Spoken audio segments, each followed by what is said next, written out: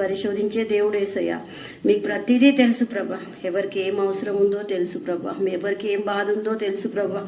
ఎవరు ఎలాంటి అవసరాల్లో ఉన్నారో మీకు తెలుసు ప్రభా. ప్రభా అందరి చిన్న మంద మీద కనికరం చూపించండి ప్రభా. మీరే మాతో మాట్లాడండి యేసయ్యా. మేం కాదు ప్రభా, మీరే మాతో మాట్లాడండి ప్రభా. ఇక్కడ ఉన్న ప్రతి ఒక్కరిని మీకు అప్పగిస్తున్నాం ప్రభా. ప్రతి ఒక్కరి హృదయాన్ని, ప్రతి ఒక్కరి తలంపులని, ప్రతి ఒక్కరి అవసరాలని, ప్రతి ఒక్కరి ఏమేమి అవసరం ఉన్నాయో, వాళ్ళ మనసులో ఏమేమి వేదనలు ఉన్నాయో ప్రభా, అన్నీ మీ చేతికి అప్పగిస్తున్నాం ప్రభా.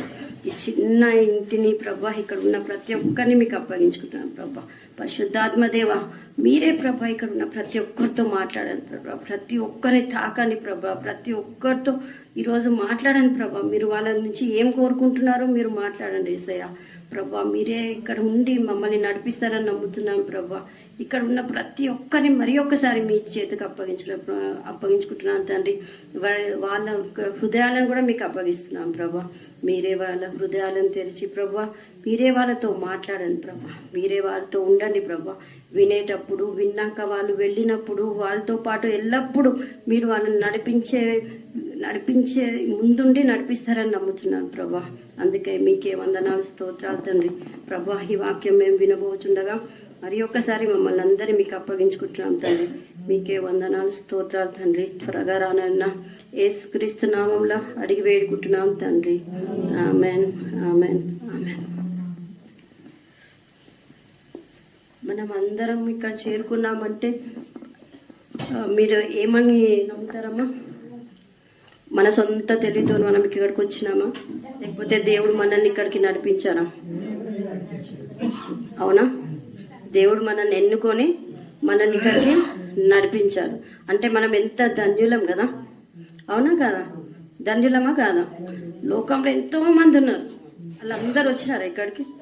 కానీ మనల్ని మాత్రం ఉన్న కొంతమందిని దేవుడు ఎన్నుకొని మనల్ని ఇక్కడ తీసుకొచ్చినంటే మనం ఎంతో ధన్యులం.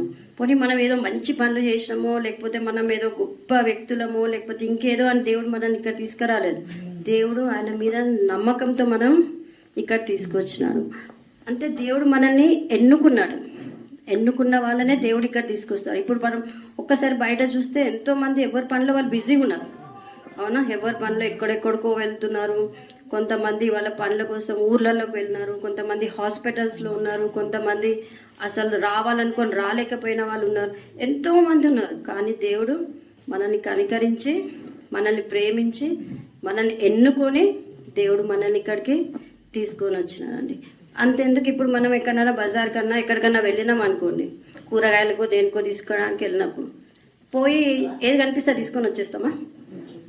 ఏం చేస్తామమ్మా? అందరం కూరగాయలు కొంటాం కదా, పోగానే ఏదంటే తీసుకొని వచ్చేస్తామా? ఏం చేస్తాం? మంచి చూసుకొని ఏరి ఎన్నుకొని తీసుకొచ్చుకుంటాం. పోనీ బయట ఏదైనా వస్తువు కొనడానికి పోయినా కానీ 10 వస్తువులు చూసి ఏది మంచిగా ఉంటుందో దాన్ని తీసుకొచ్చుకుంటాం. అట్లాగే దేవుడు ఈరోజు మనల్ని అందరినీ ఎన్నుకొని, ఎంతో మంది ఉన్నారు లోకంలో, అవునా? ఎంతో మంది బిజీగా ఉన్నారు, ఎంతో మంది ఉన్నారు. కానీ దేవుడు మన అందరినీ ఇట్లా ఎన్నుకొని తీసుకొచ్చి ఇక్కడ కూర్చోబెట్టినాడు. ఇది ఎంతో ధన్యత అండి. ఇది లేకుండా ఎంతో మంది నశించిపోతున్నారు, ఎంతో మంది చనిపోతున్నారు, ఎంతో మంది రోజు చూడకుండానే పోతున్నారు, ఎంతో మందికి సమయం లేదు, వచ్చి వాక్యం వినడానికి కూడా సమయం లేకుండా ఉన్నారు. కానీ దేవుడు మనల్ని కనికరించి, మనల్ని ఎన్నుకొని, మనల్ని ఇక్కడ తీసుకొచ్చి దేవుని సన్నిధిలో మనల్ని ఇక్కడ నించోబెట్టినాడు. దీనికి మనం దేవునికి ఎప్పుడు కృతజ్ఞత కలిగి ఉండాలండి. అంతేగా దేవుడు ఇప్పుడు మనల్ని ఎన్నుకున్నాడు, ఓకే. కానీ దేవుడు మన ద్వారా ఎందుకు ఎన్నుకున్నాడు మనల్ని? దేవుడు మనల్ని ఎందుకు ఎన్నుకున్నాడమ్మా? ఇప్పుడు మనల్ని ఎన్నుకున్నాను, అందుకే మనం వచ్చి ఇక్కడ ఉన్నామని అనుకున్నాం కదా. ఎందుకున్నాడు మనల్ని ఎన్నుకొని? ఏం చేద్దాం అనుకుంటున్నాడు? ఇప్పుడు మనము ఒక వస్తువు ఏదైనా కొనుక్కొని ఇంటికి తీసుకొచ్చి దాన్ని అట్లనే మూలను పెడతామా? పెడితే ఏమవుతుంది? పాడైపోతుంది. దాన్ని ఏం చేయాల్సి వస్తుంది? పడేయాల్సి వస్తుంది. అట్లనే మనం కూడా దేవుడు ఎన్నుకున్నాడని చెప్పి వచ్చి ఇక్కడ ఉట్టి ప్రార్థన చేసుకొని వెళ్ళిపోతే ఏమైపోతాం? ఏమి కాదు. మన జీవితంలో ఏం మార్పు అనేది రాదు. మన జీవితం ఎప్పుడు ఎట్లుందో అట్లనే ఉంటుంది. కానీ దేవుడికి అది ఇష్టం లేదు. దేవుడు మన జీవితాల్లో ఎప్పుడు ఎట్లునే అట్లా ఉండాలనుకోవట్లేదు. దేవుడు మనల్ని లేవనెత్తాలనుకుంటున్నాడు. దేవుడు తన ఆత్మతో మనల్ని నింపాలనుకుంటున్నాడు. దేవుడు తన పరిశుద్ధాత్మ శక్తితో మనల్ని నింపి ఆయన సాధనాలుగా మనల్ని వాడుకోవాలనుకుంటున్నాడు.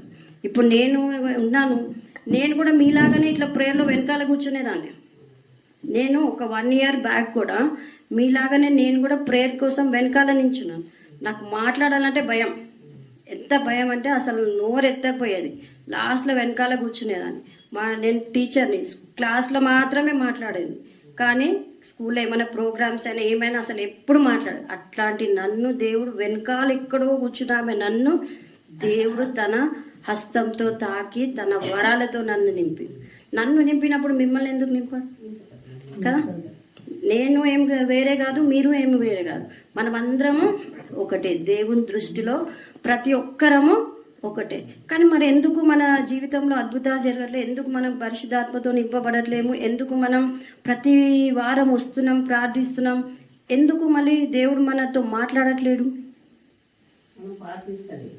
ప్రార్థిస్తలేము. ఇంకా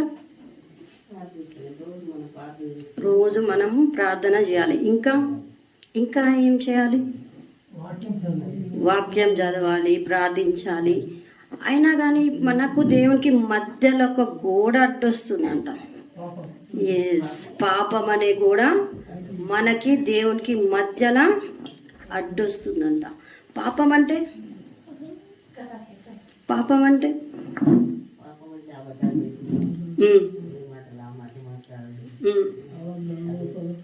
అబద్ధాలు, మోసాలు, ఇంకా దేవునికి ఇష్టం లేని ఏదైనా పాపమే.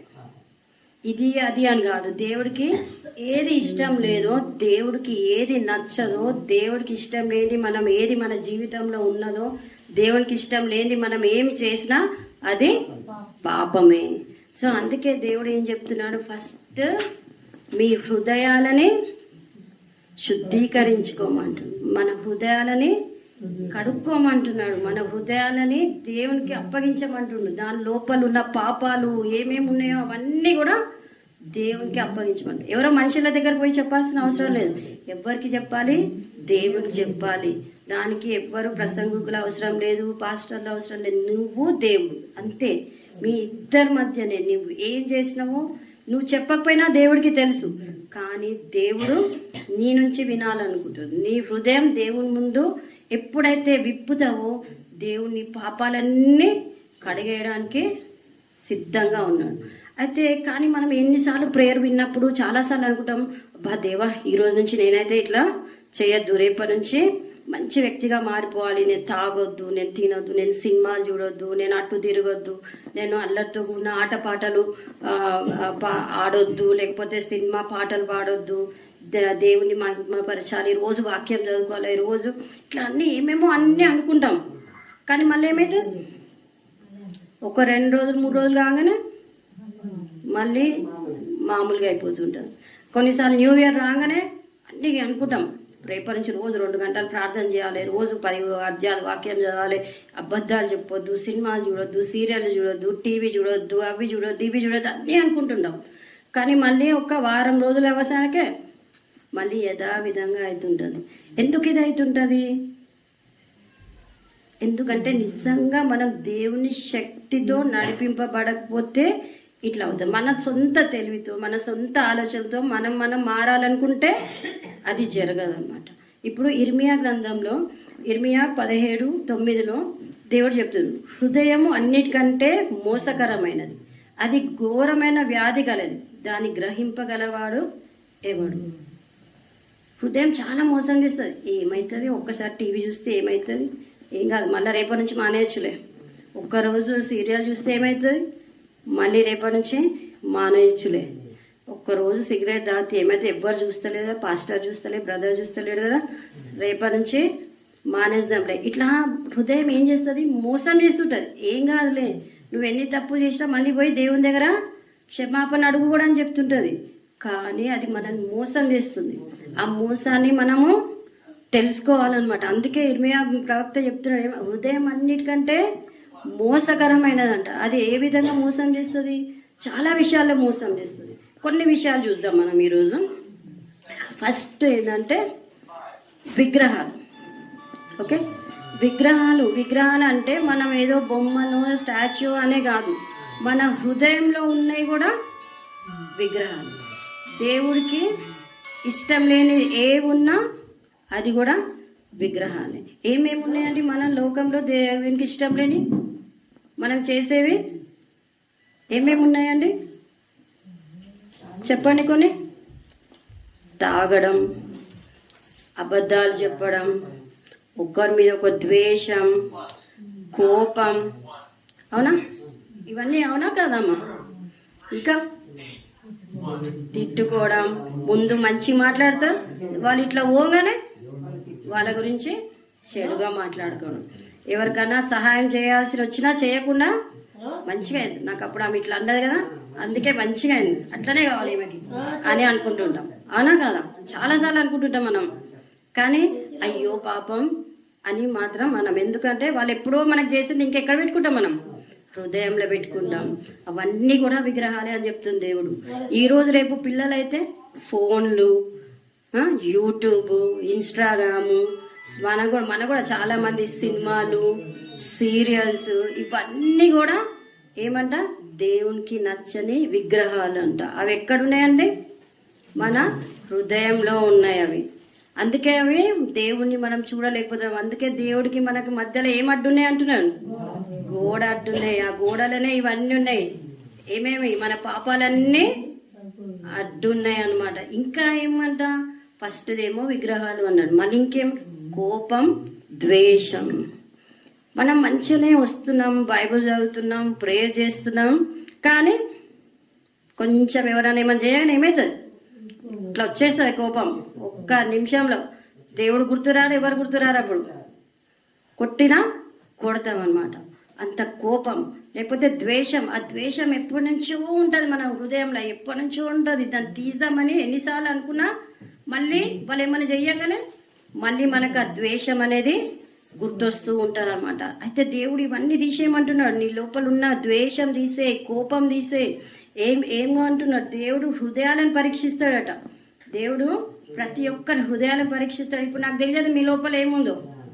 మంచిగా ప్రార్థన చేస్తూ పాట పాడిన అనుకుంటాం, మీరు కూడా పాట పాడిన అనుకుంటాం, బైబుల్ అబ్బా ఎంత బాగా వింటున్నారు, అమ్మ చూడు ఎంత బాగా వింటుంది అనుకుంటాం. కానీ నాకేం తెలుసు మీ హృదయంలో ఉంది? కానీ దేవుడికి అన్నీ తెలుసు అనమాట. దేవుడు అంటున్నాడు, నేను హృదయాలని పరీక్షించే దేవుడని. ఇంకా ఏంటంటే ఈ మత్తయి సువార్త 15వ అధ్యాయం 18-19 చూసినప్పుడు ఏమంటున్నాడు? నోటి నుండి వచ్చినవి హృదయంలో నుండి వచ్చును, ఇవి మనుషుల్ని అపవిత్రపరుస్తాయంట. అవునా? ఇప్పుడు మన హృదయంలో ఉన్నదే నోట్లో బయటకు వస్తుంది. మన మనసులో కోపం ఉంటేనే బయటకు తిట్టేస్తాం. మన హృదయంలో ద్వేషం ఉంటేనే ఎవరికైనా ఏమైనా అయినప్పుడు ఏమనుకుంటాం? మంచిగా అయింది అనుకుంటాం. సో ఇవన్నీ కూడా హృదయంలో ఉన్నాయన్నమాట. అందుకే దేవుడు ఏమని చెప్తుంది? హృదయంలో నుంచి వచ్చేవే మనుషులని పాపంలోకి నెట్టి వేస్తున్నాయి అన్నమాట. ఓకే, ఫస్ట్ది విగ్రహాలు, సెకండ్ కోపం, ద్వేషం అనమాట. ఏమేమి వస్తున్నాయంటే మన హృదయంలోంచి చూడండి, నేను చదువుతాను. మత్తయి సువార్త 15వ అధ్యాయం 18-19 వచనాలు. నోటి నుండి వచ్చినవి హృదయంలో నుండి వచ్చిన ఇవి మనుషుని అపవిత్రపరచును. దురాలోచనలు, నరహత్య, వ్యభిచారము, వేషాగమనములు, దొంగతనములు, అబద్ధ సాక్ష్యములు, దేవదూషణ హృదయంలో నుండి వస్తున్నాయి. ఎక్కడి నుంచి వస్తున్నాయండి? ఇవన్నీ హృదయంలో నుంచి వస్తున్నాయి అన్నమాట. దేవుడు అదే చెప్తున్నాడు, ఫస్ట్ నీ హృదయం మార్చుకో. నీ హృదయంలో ఇవన్నీ ఉన్నాయి. అందుకే నేను నీ హృదయంలోకి రాలేకపోతున్నా. నాకు నీ హృదయంలోకి రావాలన్నది. నేను నిన్ను ఎన్నుకున్నా, నేను ఎన్నుకొని మిమ్మల్ని అందరిని తీసుకొచ్చుకొని ఇక్కడ పెట్టినా, మీతో మాట్లాడుతున్నా, నేను వచ్చి హృదయం దగ్గర తట్టుతున్నా, కానీ అక్కడ నాకు ప్లేస్ లేదు. అక్కడ ఏమేమి ఉన్నాయి? ఇవన్నీ ఉన్నాయి. కోపం, ద్వేషం, పగ, దురాలోచనలు, నరహత్య, దొంగతనాలు, దేవదూషణ, ఇవన్నీ కూడా ఉన్నాయి. ఇంకా మూడవ విషయానికి వస్తే ఏంటంటే క్షమించరానిత. మనం దేవుని దగ్గరకు వస్తాం, దేవా నన్ను క్షమించు, దేవా నా పాపాలు క్షమించు, దేవా నన్ను కడుగు, పరిశుద్ధ రక్తంతో నన్ను కడుగు, నన్ను పవిత్రపరచు అని దేవుణ్ణి బ్రతిమలాడుకుంటూ ఉన్నాం. కానీ మన తోటి వాళ్ళు కానీ మన ప్రక్కన వాళ్ళు ఎవరన్నా ఏమన్నా చేస్తే ఏం చేస్తున్నాం? వాళ్ళని క్షమించట్లేం. వాళ్ళని క్షమించట్లేము, వాళ్ళకి తప్పైంది అని వాళ్ళంతటా వాళ్ళు వచ్చినా వాళ్ళని క్షమించలేకపోతున్నాం. దాన్ని ఇంకా హృదయంలో పెట్టుకుంటున్నాం. ఆ క్షమించలేకుండా ఏం చేస్తున్నాం, ఆ హృదయంలో నింపుకుంటున్నాం ఆ కోపం, ద్వేషం అంతా. కానీ దేవుడు ఏమంటున్నాడు, క్షమించమంటున్నాడు. క్షమించండి, మీరు వాళ్ళని క్షమిస్తే నేను మిమ్మల్ని క్షమిస్తాను. కానీ మనం ఎంత స్వార్థపరులం అంటే దేవుడు మనల్ని క్షమించాలనుకుంటున్నాం కానీ మనం వేరే వాళ్ళని క్షమించట్లేదు. దేవుడి నుంచి అన్నీ కావాలనుకుంటాం కానీ దేవుడు చెప్పింది మనం ఏమీ చెయ్యట్లేము అనమాట. ఇక్కడ చూడండి, మత్తయి సువార్త 18వ అధ్యాయం 35వ వచనంలో, మీలో ప్రతి వాడును తన సహోదరుని హృదయపూర్వకంగా క్షమించిన ఎడల నా పరలోకపు తండ్రియు ఆ ప్రకారమే మీ ఎడల చేయును. మీరు వేరే వాళ్ళని క్షమిస్తే దేవుడు మనల్ని క్షమిస్తాడు. పేతురు ఒకసారి అడిగినమాట, దేవా ఎన్నిసార్లు క్షమించాలి, వీళ్ళు తప్పులు చేస్తున్నారు కదా, వీళ్ళని ఎన్నిసార్లు క్షమించాలని దేవుడిని అడిగినప్పుడు 7 సార్లు క్షమించాలా అని అడిగితే దేవుడు ఏం చెప్పిందండి, ఎన్నిసార్లు అంట 70 ఏళ్ళ సార్లు. తెలుగు బైబిల్లో 70 ఏళ్ళ సార్లు కూడా, అంటే ఎన్నిసార్లైనా క్షమించాలి. ఎందుకంటే మనం ఇతరులను క్షమిస్తే దేవుడు మనల్ని కూడా క్షమిస్తాడు. మనం ఎప్పుడైతే క్షమిస్తాం కదా మన హృదయం చాలా తేలికగా అవుతుంది. మనం క్షమించకుండా మన హృదయంలో పెట్టుకున్నప్పుడు ఏమవుతుంటుంది, వాళ్ళని చూసినప్పుడల్లా కోపం వస్తుంటుంది, ద్వేషం వస్తుంటుంది, వీళ్ళకి ఎందుకు అసలు వీళ్ళు అసలు నా ముందుకు రాకపోతే బాగుండు, ఇట్లా ఎన్నో అనిపిస్తూ ఉంటాయి. కానీ ఎప్పుడైతే క్షమిస్తామో మనము దేవుడు మన హృదయాన్ని మారుస్తాడండి. ఇంకో నాలుగో విషయం ఏంటి, కృతజ్ఞత లేకుండా. ఏమంటండి, కృతజ్ఞత లేకపోవడం. దేవుడు మనకు ఎన్నో చేస్తున్నాడు. మనం ఈరోజు ఇక్కడ సజీవంగా ఉండి మనం ఇట్లా మాట్లాడుకుంటున్నామంటే మనం దేవునికి ఏం కలిగి ఉండాలండి, కృతజ్ఞత కలిగి ఉండాలండి. ఈ అవకాశం ఎంతో మందికి లేదు. ఎంతో మంది అసలు యేసయ్య గురించి తెలియకుండానే చనిపోతున్నారు. అసలు యేసయ్య గురించి తెలియకుండా చనిపోతే వాళ్ళు ఎక్కడ పోతారు, వాళ్ళకి తెలియట్లేదు. అందుకనే ఇప్పుడు ఏంటంటే కృతజ్ఞత లేకుండా మనకు దేవుడు చేసిన ఏ ఒక్క చిన్న అయినా కానీ మనం ఏం కలిగి ఉండాలంటే కృతజ్ఞత కలిగి ఉండాలి. ఇప్పుడు సరే, మీరే ఎవరికన్నా ఏమైనా సహాయం చేసినారనుకోండి, మీరు సహాయం చేసినప్పుడు మీరు ఏం కోరుకుంటారు వాళ్ళ దగ్గర నుంచి, కృతజ్ఞత కోరుకుంటారు. మళ్ళీ దేవుడు కూడా మన నుంచి కృతజ్ఞత కోరుకుంటారు. ఇప్పుడు బ్రదర్ ఇప్పుడే చూసినాం కదా, మనం మీరు అందరు చేర్స్ వేసిరని ఎంతో సంతోషపడి కృతజ్ఞతగా మీకు ఒక చిన్న, తనకు సాధ్యమైన దాంట్లోంచి మీకు ఒక చిన్న గిఫ్ట్స్ ఇచ్చింది.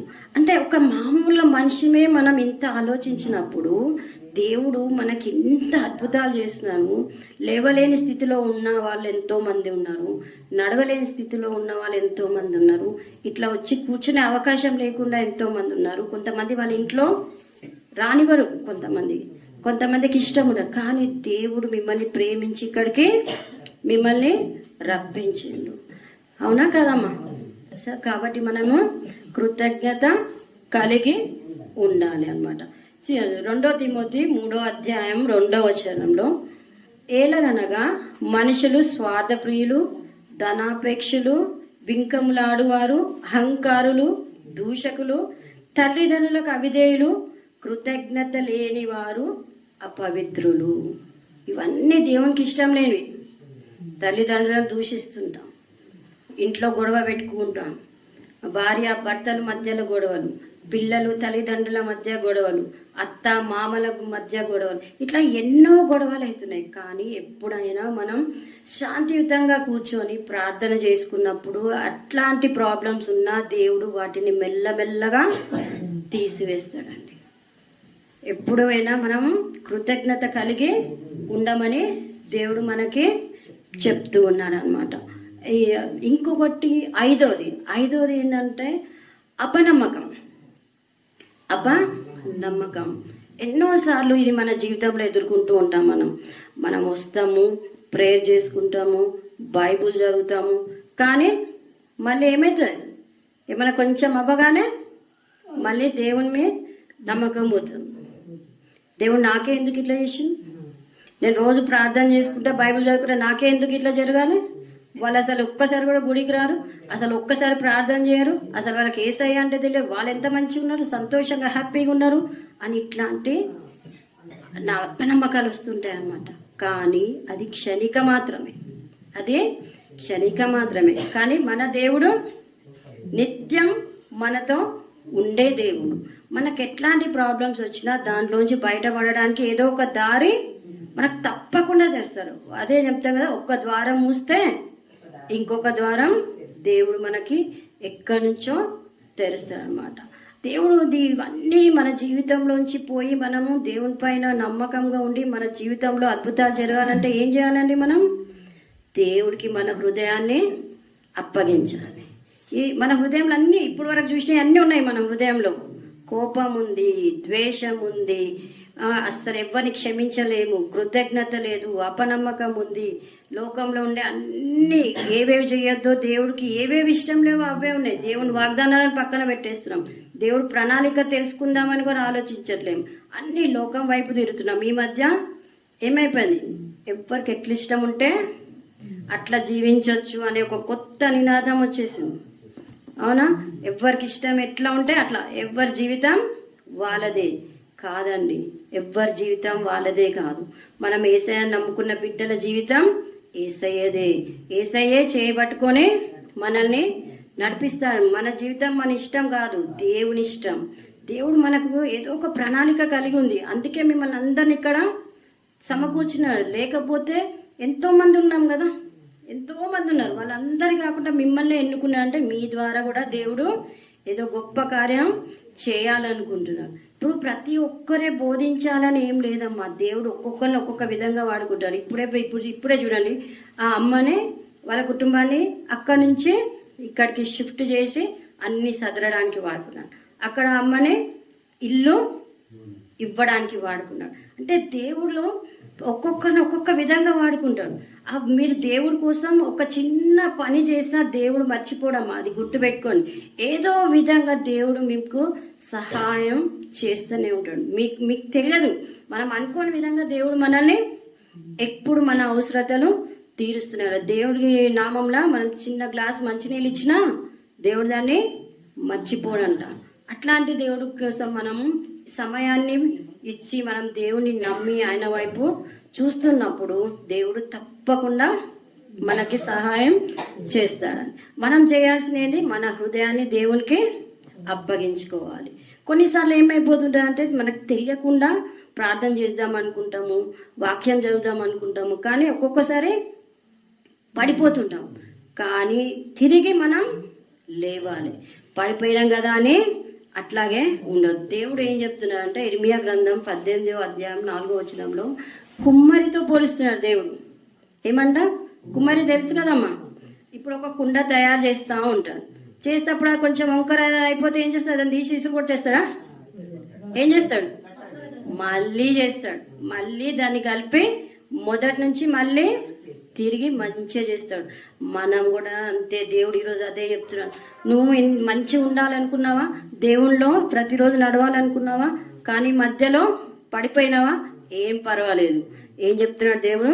ఒక కుమ్మరి మళ్ళీ పాడైపోయిన కుండను తిరిగి ఎట్లా మంచి చేస్తాడో నేను కూడా మీ జీవితాలని తిరిగి బాగు చేయాలనుకుంటున్నా అని చెప్తున్నాడు అనమాట.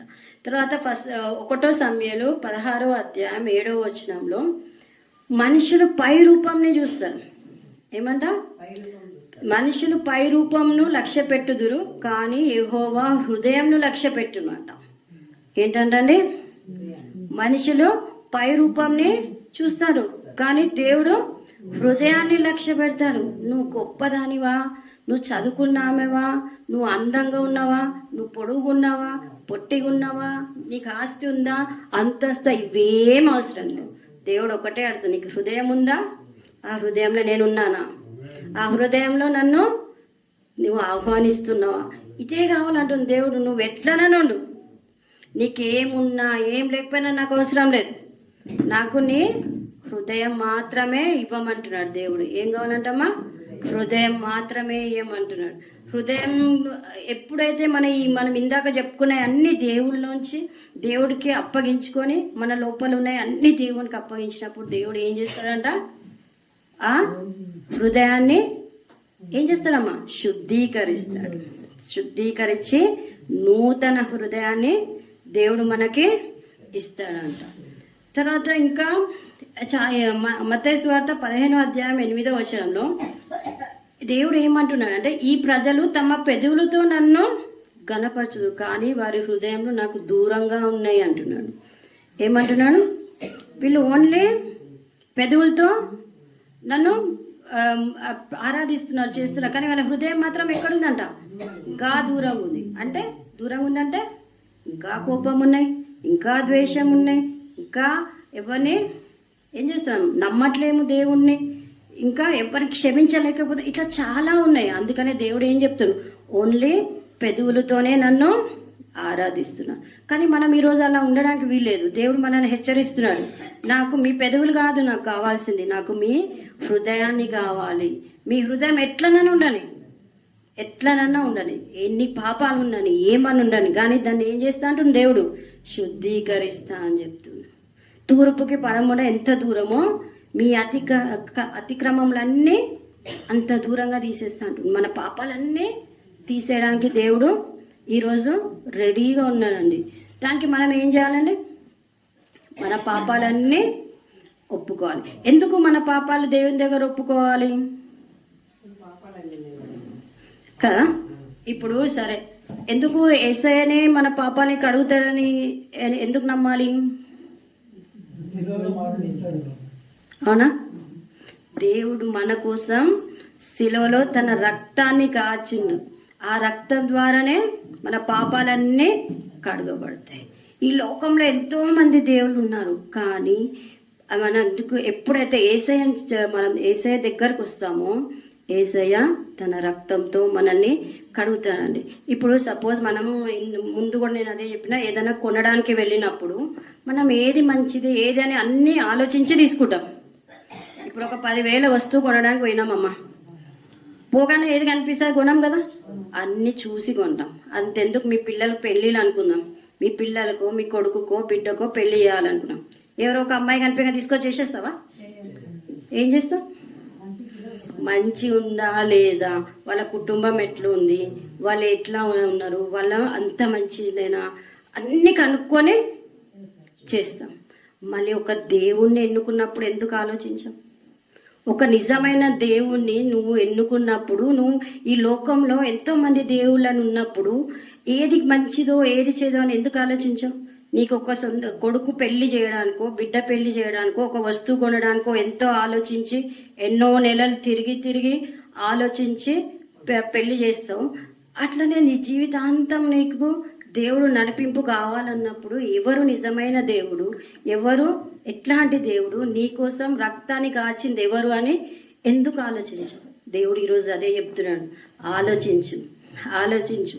చాలా మంది ఉన్నారు. ఇప్పుడు నేను దేవుడిని అంటే నమ్ముతావా అమ్మా? నమ్ముతారా? ఎందుకు ఎందుకు నమ్మదు? ఇప్పుడు నేనే దేవుడిని అంటే నమ్ముతారా? నమ్మమ్మ. ఎందుకంటే నేను మనిషి కనిపిస్తున్నా ఇక్కడ. కానీ ఇక్కడ మన లోకంలో చాలా మంది ఉన్నారు. కానీ నిజమైన దేవుణ్ణి తెలుసుకో, రుచి చూసి తెలుసుకోమంటాను. నీకు ఎవరో చెప్తే కాదు, నువ్వు రుచి చూసి తెలుసుకో. నీ ముంగట ఇప్పుడు నేను ఇక్కడ ఉన్నా, ఇప్పుడు స్వీట్ బాగుంటుంది, దాని మీద బాదాం వేసి ఉంది, దాని మీద ఇట్లా ఉంది, లేకపోతే బిర్యానీ ఉంది, దాని లోపల మంచి ఇట్లా ఉంది అట్లా ఉంది అని అన్నీ చెప్తాను. అన్నీ చెప్పినప్పుడు మీకు కొంచెం ఇట్లా ఉంటుంది అనుకుంటారు. కానీ దాని రుచి ఎప్పుడు తెలుస్తుంది? దాన్ని తిన్నాకనే తెలుస్తుంది. అవునా కదా? అంతే దేవుడు కూడా అంతే. నువ్వు దేవుని రుచి చూసి ఒకసారి తెలుసుకో. నువ్వు దేవునికి నీ హృదయాన్ని ఇచ్చి చూడు. దేవుడు ప్రతిరోజు మాట్లాడతాడు. ప్రతిరోజు దేవుడు నీతో మాట్లాడాలంటే దేవుడికి నీ హృదయాన్ని ఇవ్వు. నీ ఎట్లాంటి పాపాలు చేసినావో దేవుడికి తెలుసు. కానీ దేవుడు దగ్గరకు వచ్చి నీ పాపాలు ఒప్పుకోమంటున్నాడు. ఒప్పుకొని చూడమ్మా, ఒక్కసారి నీ పాపాలు ఒప్పుకొని చూడు. ఎంత తేలికగా ఉండదంటే అప్పుడు దేవుడు నిన్ను గొప్పగా వాడుకుంటాడు. ఎవరైనా కానీ మనం అనుకుంటే నేను ముసలామనేమో లేకపోతే నేను పిల్లలేమో దేవుడు నన్నేమో వాడుకుంటారని అనుకోవద్దు. దేవుడికి వయసు అవసరం లేదు, దేవుడికి అందం అవసరం లేదు, నీ ఆస్తి అవసరం లేదు. చిన్న పిల్లల్ని వాడుకోవచ్చు, 90 ఏళ్ళ ముసలమ్మని కూడా వాడుకోవచ్చు. దేవుడు ఎవరినైనా వాడుకుంటాడు. దేవుని వాడుకోవడానికి కావాల్సింది ఒక్కటే, మనం మన పాపాలని ఒప్పుకోవడమే. మన పాపాన్ని ఇప్పుడు సపోజ్ మనకు ఏదైనా అంటింది అనుకుందాం, మన బట్టలకో ఏదో అంటినప్పుడు పోయి ఏం చేస్తాం, సబ్బు పెట్టి కడగగానే ఆ మరకలన్నీ పోతాయి. మళ్ళీ అట్లాంటి సబ్బు పెట్టి కడగగానే మరకలు పోయినప్పుడు మన పాపాలు కూడా అట్లా పోతే ఎంత బాగుంటుంది అని అనిపిస్తుంది కదా. అట్లాంటి పాపాలు పోవాలంటే ఇక్కడ సబ్బు కాదండి, యేసయ్య రక్తం. యేసయ్య రక్తంతో కడితే ఎట్లాంటి పాపమైనా అసలు మళ్ళీ కనిపించదు. యేసయ్య రక్తంలో ఎట్లాంటి ఘోరమైన పాపులు, నరహంతకులు, దొంగలు, గజ దొంగలు, ఎంతో మందిని హింసించిన వాళ్ళు ఎంతో మంది మారిపోయి ఇప్పుడు దేవుని సేవలు చేస్తూ దేవుని కోసం చావడానికైనా సిద్ధంగా ఉన్నారు ఎంతో మంది. అంత శక్తి ఎక్కడి నుంచి వస్తుందండి? దేవుడి యొక్క రక్తం. దేవుడి యొక్క రక్తం. మన దేవుడు బలిలు అడగట్లేడండి, మన దేవుడు డబ్బులు అడగట్లేడు, మన దేవుడు ఆస్తి అంతస్తులు ఏం అడగట్లేడండి. దేవుడి పైన నమ్మకం ఉంచి మీరు దేవునికి హృదయాన్ని ఇయ్యమంటున్నాడు. ఆ హృదయాన్నే చాలు, బలి అవసరం లేదు, మేకలో ఆవులో దున్నపోతులో ఏవి అవసరం లేదు, నువ్వు అక్కడ ఇక్కడ వెతకాల్సిన అవసరం లేదు. ఓకే, ఇప్పుడు దేవుడి కోసం ఆ ఊరికో ఈ ఊరికో ఇంకెక్కడికో చెట్ల బండి పుట్ల బండి తిరగాల్సిన అవసరం, నువ్వెక్కడున్నావో అక్కడనే దేవుని క్షమాపణ అడిగి, దేవా నా హృదయంలోకి రా, దేవా నా పాపాలు క్షమించు, దేవా నా హృదయంలో ఏమేమో ఉన్నాయి అవన్నీ తీసి నా హృదయంలోకి రమ్మని ఎప్పుడైతే నువ్వు దేవుణ్ణి అడుగుతావో గొప్ప గొప్ప అద్భుతాలు దేవుడు మన జీవితంలో చేస్తాడండి. అంతేకాకుండా ఇంకా కొన్ని వాక్యాలు చూద్దాం మనం.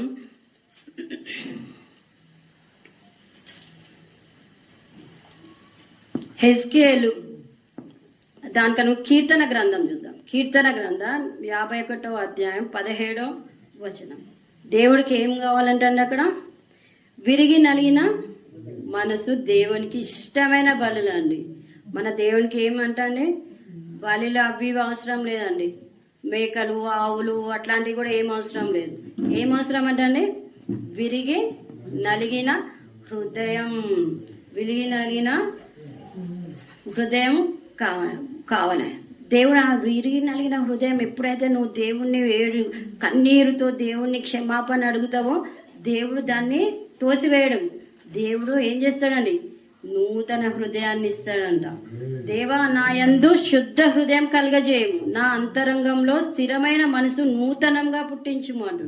ఎప్పుడైతే నువ్వు విరిగి నలిగిన హృదయం, ఏదో నామకార్థంగా కళ్ళు మూసుకొని దేవుడా నా పాపాలు క్షమించు, దేవుడా నా పాపాలు క్షమించు కాదు, మనస్ఫూర్తిగా దేవుణ్ణి ఎప్పుడైతే నీ పాపాలు క్షమించమని అడుగుతావు, ఏ ఒక్క పాపం వదలకుండా దేవుని ముందు కన్నీళ్లు కాచి, ప్రభువా ఈ పాపం తీసేసి, ఈ కన్నీటి ఈలో నా హృదయంలో ఉన్న ఈ కోపం ద్వేషం అన్ని తీసేయమని ఎప్పుడైనా మనస్ఫూర్తిగా నువ్వు ప్రార్థించినప్పుడు దేవుడు అలక్ష్యం దేవుడు చూడకుండా ఉంటాడు. దేవుడు చూస్తాడు, అబ్బా నా బిడ్డ ఇన్ని రోజులకి నా దగ్గరకు వచ్చి తన హృదయంలో ఉన్న పాపాలన్నీ తీసేయమంటుంది అని చెప్పేసి ఏం చేస్తాడు దేవుడు, మనకి నూతన హృదయాన్ని ఇస్తాడంట.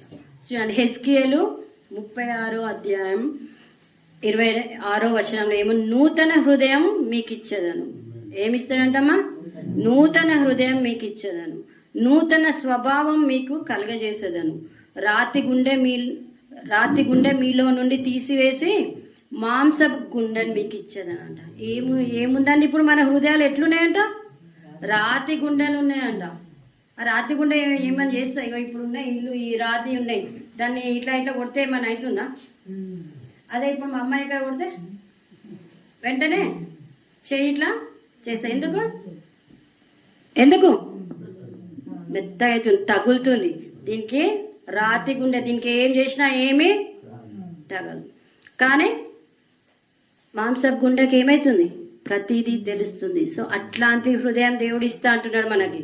మీ రాతి గుండెలన్నీ, మీ లోపల ఉన్న పాపాలు అన్ని హృదయం నాకు ఇవ్వండి, మీకు మంచి మాంస గుండెలు ఇస్తాను. అప్పుడు ఏమవుతుంది, మీ జీవితం మారిపోతుంది. మీ లోపల ఉన్న కోపం, ఇన్ని రోజుల నుంచి ఎవరి మీద కోపం ఉందేనో, ఎవరి మీద ద్వేషం ఉందో, ఇప్పుడు అది ఏమైపోతుంది, ప్రేమగా మారిపోతుంది. ఎవరికైతే మీరు ఇన్ని రోజులు బాగా అయింది, మంచిగా అయింది అనుకున్నారో వాళ్ళ మీద జాలి కనికరం వస్తుంది. వాళ్ళ కోసం ప్రార్థిస్తారు. వాళ్ళ దగ్గరకు పోయి వాళ్ళతో మాట్లాడకపోయినా వాళ్ళ కోసం ప్రార్థిస్తారు, ఇతరుల కోసం ప్రార్థిస్తారు, వేరే వాళ్ళ కోసం ఆలోచిస్తారు. ఎందుకంటే దేవుడు మన గురించి కూడా అట్లనే అనుకుంటే మనం ఏమైపోతుండే, వీళ్ళు ఎంత చెప్పినా వినరు, వీళ్ళకి ఎంత చెప్పినా మారట్లేరు అని దేవుడు మనల్ని వదిలేస్తే మనం ఏమైపోతాం, ఎక్కడ పోతాం, మనం దారి లేదు మనకి, వెడల్పైన దారిలోకి వెళ్ళిపోతాం. ఏ దారిలోకి వెళ్ళిపోతామమ్మా, విశాల మార్గంలోకి వెళ్ళిపోతాం మనం. కానీ దేవుడు మనని ఇరుక్కు మార్గంలో తీసుకెళ్లాలనుకుంటున్నాడు. దేవుడు మనని మంచి మార్గంలోకి తీసుకెళ్లాలనుకుంటున్నాడు. మన ద్వారా ఇంకెంతో మంది దేవుడు మార్చాలనుకుంటున్నాడు. అందుకే దేవుడు మళ్ళీ మళ్ళీ చెప్తున్నా, మనకు నూతన హృదయాన్ని నేను మీకు ఇస్తాను. నూతన హృదయం ఎట్లాంటి, రాతి గుండెని తీసేసి నూతన హృదయాన్ని మనకి ఇస్తామంటున్నాడు. ఇవన్నీ మనకు ఏం కావాలి, ఇవన్నిటి గురించి కావాలన్నప్పుడు మనకు ఆలోచన రావాలి, జ్ఞానం రావాలి. ఎవరు నిజమైన దేవుడు, ఎవరు మన కోసం రక్తాన్ని చిందించింది, ఎవరు మనని మన పాపాల నుంచి కాపాడుతారని. సరే, మొన్న ఒక చిన్న విషయం చెప్తాను. మా స్కూల్లో నాతో పాటు పనిచేస్తున్న టీచర్ ఉంది. ఆమె అన్నదన్నమాట, అమ్మ సంక్రాంతికి ఎక్కడికి వెళ్తున్నావు అంటే, మా అమ్మ వాళ్ళ ఇంటి దగ్గరికి వెళ్తాను. సంక్రాంతి పండుగ చేస్తా అంటే, లేదు నేను చెయ్యను. అదేంటి, లేదు నేను చెయ్యనమ్మా. అరే ఏమవుతుంది, అందరూ ఒకటే కదా, అందరం ఒకటే కదా అన్న. అవును, అందరం ఒకటే, అందరం మనుషులమే. కానీ అందరు దేవుళ్ళు ఒకటేనా? కాదు. ఎందుకు? అదే చెప్పినా కదా నన్ను, మన పిల్లలకి ఒక సంబంధం చూసినప్పుడు ఎట్లా చూస్తామో, ఒక దేవుణ్ణి ఎన్నుకున్నప్పుడు కూడా చూడాలి మనం. ఇప్పుడు మన దేవుడు యుద్ధాలు చేయలేదండి, మన దేవుడు బలిని కోరుకోవట్లేదండి, మన దేవుడు అటు ఇటు వెళ్ళమనట్లేదు. ఏం కోరుకుంటున్నాడు, నేను మీకోసం ప్రాణాన్ని అర్పించిన అని తెలుసుకోమంటున్నాడు. ఇంకా ఏం కాదు, నేను మీకోసం సిలువలో రక్తాన్ని చిందించిన అని తెలుసుకో, మారు మనసు పొందమని చెప్తున్నాడు. ఇంకేం అవసరం లేదు, రెండు చేయాలి. ఒకటి ఏంటి, ఫస్ట్ దేవుడు మన కోసం రక్తాన్ని చిందించిందని గుర్తించాలి. రెండవది, ఆ రక్తంతో మన హృదయాన్ని, మన పాపాల్ని కడగమని చెప్పాలి. ఇవి రెండే చేస్తే చాలండి, జీవితమే మారిపోతుంది. జీవితం మారిపోతుంది. అసలు నీకు తెలియకుండా అసలు నేనేనా అనిపిస్తుంది. అంత మార్పు దేవుడు మన లోపల తీసుకొస్తాడు. ఎవ్వరు మన కోసం సిలువలో మరణించలేదండి. ఏ దేవుళ్ళు మన కోసం సిలువలో మరణించలేదండి. ఒకరినొకరు చంపుకున్నారు, యుద్ధాలు చేసుకున్నారు, రాజ్యాల కోసం కొట్లాడుకున్నారు, రాజులు ఎంతో మంది, అవునా కదా, వాళ్ళు దానికోసం దీనికోసం కొట్లాడుకున్నారు. కానీ మన దేవుడు దేనికోసం కొట్లాడుకోలేదు. వాళ్ళు ప్రాణాలు తీసిండు, మన దేవుడు ప్రాణం ఇచ్చిండు. మన దేవుడు మన కోసం ప్రాణాన్ని ఇచ్చిండమ్మా. ఎవ్వరు ఇవ్వలేదు ఈ లోకంలో, తల్లి ఇవ్వలేదు, తండ్రి, ఎవ్వరు మన కోసం ప్రాణాన్ని ఇవ్వలేదు. ఏదైనా అవసరం ఉంటే ఒక సీసా రక్తం ఇస్తామేమో కానీ ప్రాణం మాత్రం ఎవ్వరు ఇయ్యలేరు. మన పాపాలు అసలు మన ఎవరు ఉండాలి, సిలువలో మనం ఉండాలి. ఎందుకు, మన పాపాలకి మనం సిలువలో ఉండాలి. కానీ దేవుడు మనందరి పాపాల కోసం తను సిలువలో మరణించినందుకే మనం ఈరోజు ఇట్లా ఉండి కూర్చొని దేవుని గురించి ప్రార్థించుకోగలుగుతున్నాం. లేకపోతే మన జీవితాలు ఎట్లుంటున్నామో మనకే చెప్పుకోలేనంత దుస్థితిలో ఉంటున్నాయి అన్నమాట. మన హృదయం కోసం ఇద్దరు కొట్లాడుతున్నారు. ఇద్దరు చూస్తున్నారు మన హృదయం కోసం. ఒక సైడు దేవుడు మన హృదయం కావాలంటుంది, ఒక సైడు సాతాను కూడా మన హృదయం కావాలంటుంది. అర్థమైందా? ఇద్దరికి కావాలంట మన హృదయం. దేవుడికి కావాలంట హృదయం, సాతాను కావాలంట. మళ్ళీ నువ్వు నిర్ణయించుకోవాలి నీ హృదయం ఎవరికి ఇస్తావు. దేవుడికి ఇస్తామని మనం అనగానే అయిపోదు. దేవుడిని సన్నిధిలో మన పాపాలు ఒప్పుకుంటేనే దేవుడికి ఇచ్చినట్టు. నేను దేవునికి ఇచ్చేస్తా అనగానే దేవుడి దగ్గరికి మన హృదయం వెళ్ళదు. ఎప్పుడైతే నువ్వు దేవుని దగ్గర నీ పాపాలన్నీ ఒప్పుకుంటావో అప్పుడు దేవుడు నేను నూతన హృదయాన్ని ఇస్తాడు. ఇచ్చి అప్పుడు దేవుడు నిన్ను తన సొంత బిడ్డగా చేసుకుంటాడండి. సొంత బిడ్డగా